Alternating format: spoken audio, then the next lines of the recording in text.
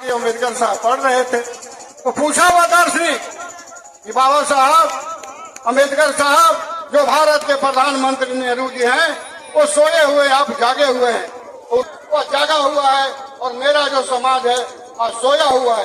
दोस्तों, आज एक बहुत गंभीर चुनौती है, आज हम लोग को लोकतंत्र के गंभीर चुनौती है और उस चुनौती को समान डॉक्टर भीमराव अम्बेडकर के जो दिया गया था वोट का अधिकार, उस गरीब गुरबा के बेटा MP विधायक मुखिया सरपंच जिला परिषद बन रहा है।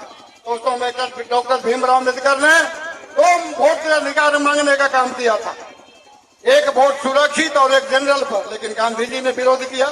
पुरुष थे कि उनकी जो कथा है, उनकी जो व्याख्या सुनिएगा। अभी आप लोगों ने कैसेट के माध्यम से, रिकॉर्डिंग के माध्यम से जो अम्बेडकर मिशन के गायिका का आप लोगों ने सुन रहा था, रूह कांप जाएगा।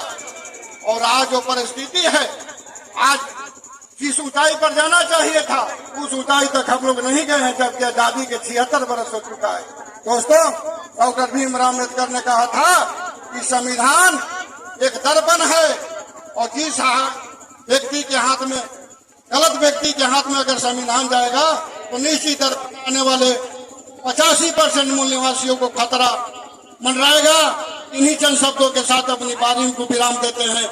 जय भीम, भीमराव अम्बेडकर अमर रहे। कई सांस्कृतिक कार्यक्रम का भी आनंद लेना है, इन्हीं चंद शब्दों के साथ अपनी वाणी को विराम देते हैं। अगर मुझे माइक मिल गया है तो मैं 24 घंटा भी बोलने के लिए तैयार हूँ, फिर भी खत्म नहीं होगा। कितनी बड़ी उनकी जिंदगी उपलब्धि रही है। उन्होंने अपने जीवन काल में हम गरीब पिछड़े लोगों को उत्थान करने के लिए इतना कष्ट झेला, हम गहराई में जाना नहीं चाहते हैं, क्योंकि बहुत सारे वक्ता हैं कि बहुत गहराई से कुछ बताने का काम किए। हम उनको धन्यवाद देना चाहता हूँ। तो डॉक्टर भीमराव अम्बेडकर अपने जीवन में बहुत कष्ट झेलते हुए पूरे देश के लोगों को जो उन्होंने उठाने, उनके जीवन काल में सोच लीजिए कि वैसा समय था कि लोग, जानवर तालाब में पानी पी सकता था, चूहा तालाब में पानी पी सकता था, गाय भैंस पी सकता था, लेकिन हम गरीब बच्चों को। तो लंदन गोलमेज सम्मेलन जो था इस देश में, उनको लगा कि एक बच्चा की मृत्यु होने के बाद हम इसकी माया जाल में फंसते हैं तो हमारे देश के करोड़ों गरीबों का हत्या हो जाएगा। इसलिए अपने बच्चों को कफन में लपटते हुए देखते हुए और तुरंत गोलमेज सम्मेलन में भागीदारी लेकर के इस भारत देश के गरीब गुरबा को संविधान में हक लड़ाई को लड़कर हम लोग को आगे बढ़ाने का काम किया। हम ज्यादा नहीं बताना चाहेंगे, इसलिए कि हमारे सारे बहुत सारे वक्ता हैं। हम इतने ही कहकर के बात को समाप्त करता हूँ। बहुत बहुत धन्यवाद।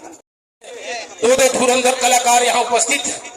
मैं तमाम लोगों से यही निवेदन करूंगा कि बाबा साहब भीमराव अम्बेडकर साहब का 133वीं के शुभ अवसर पर आज हम लोग उपस्थित हैं। बाबा साहब 3 मंत्र ने हम लोगों को दिया है।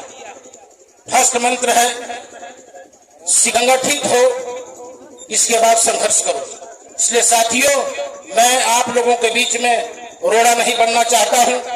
इसलिए बाबा साहब का जो नीति और सिद्धांत जो संविधान के अंदर अंकित है, उस पद चिन्ह पर हम लोगों का चलने का मुख्य जो है कर्म बनता है और चलना भी चाहिए। इन्हीं चंद शब्दों के साथ मैं अपने वाणी पर विराम देता हूं। जय भीम, जय भारत। मैं धन्यवाद देता हूँ इस व्यवस्थापक महोदय का, मैं धन्यवाद देता हूँ माननीय उपेंद्र जी का, मैं धन्यवाद देता हूँ आप सभी साथियों का जो आप उनके जब तक मैं नहीं बता सकता, लेकिन मैं इतना जरूर बताऊंगा कि आप सब में से बाबा साहब बन सकता है। आप सब में से बाबा साहब बन सकता है, बशर्ते बाबा साहब इतना त्याग लगा होगा आपके अंदर। उन्होंने अपने बेटा की कुर्बानी लेकर के हमारे संविधान की रक्षा किया था। तो ठीक उसी तरह आप लोग अपने अंदर बाबा साहब की झलकी को लाइए और त्याग की भावना को लाइए। अपने गरीब भाई के लिए, अपने पड़ोसी के लिए अपने विचार उसके अंदर रखिए, डालिए। जब तक बाबा साहब के विचार अपने अंदर नहीं लाएंगे, उनकी भावनाओं को नहीं समझेंगे, वो हमारे बारे में क्या समझते थे, क्या सोचते थे। इस फर्स्ट बार बाबा साहब ने पानी पीने का अधिकार दिलाया था, उन्होंने कहा था तब हम लोग एकजुट नहीं होंगे, एक साथ नहीं रहेंगे, हम हमेशा पछड़ते रहेंगे। इसलिए हे मेरे दोस्तों, मेरे भाइयों, आप सब में बाबा साहब है। पछड़ते आप अपने अंदर त्याग और बलिदान की भावना को जगा के रखिए, सेवा की भावना को जगा के रखिए, तभी आप बाबा साहब बन सकते हैं। इसी के साथ मैं अपनी वाणी को मैं तो ज्यादा जानकारी नहीं, लेकिन मैं एक चीज पर बहस करूंगा जो क्षुद्र जाति में लिखा हुआ है। मैं इस पर चैलेंज ठोकर कहता हूँ कि कौन क्षुद्र है, जिसने लिखा है वो बताओ। ब्रह्मवादियों ने क्षुद्र जाति लिखा, लेकिन मैं बताता हूँ कि क्षुद्र जाति पूरा यहाँ पूरा संसार में जितने तुमको अपमानित करके एक दिन बाहर निकालेगा तो तुम कहाँ जाओगे। इसलिए अपना संगठन को बना के रखो, और संगठन को अपने ही से ज्यादा डर है। इसलिए मैं कहता हूँ कि साथियों, अम्बेडकर साहब आपका मनुस्मृति 25 दिसंबर 1927 को, और इन्होंने अध्ययन किया था, और अध्ययन करके 25 दिसंबर 1927 को इन्होंने जलाए थे। क्यों?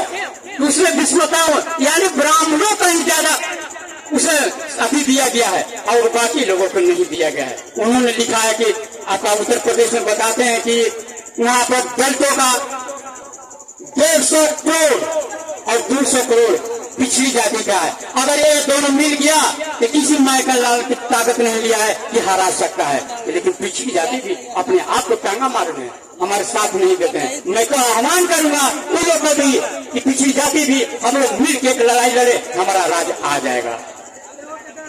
अच्छा साथियों, इन्होंने 22 प्रतिज्ञा किए हैं, 22 प्रतिज्ञा किए हैं कि मैं ब्रह्मा विष्णु महेश को नहीं मानूंगा, मैं गौरी शंकर को नहीं